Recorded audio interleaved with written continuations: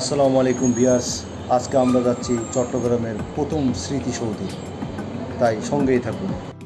স্মৃতিসৌধে যাওয়ার রাস্তায় অসাধারণ একটি সুন্দর কৃষ্ণচূড়া গাছের সাক্ষাৎ পেলাম।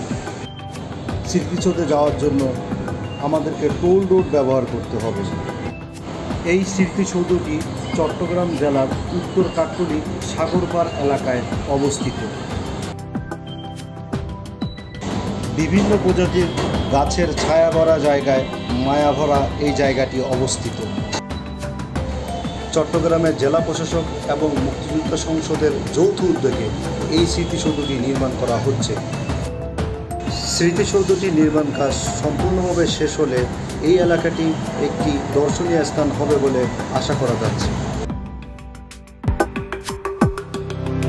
মহান মুক্তিযুদ্ধের শহীদদের আত্মত্যাগের প্রতি গভীর শ্রদ্ধা এবং সম্মান প্রদর্শনের জন্য চট্টগ্রামে এই স্মৃতিসৌধটি নির্মাণ করা হচ্ছে।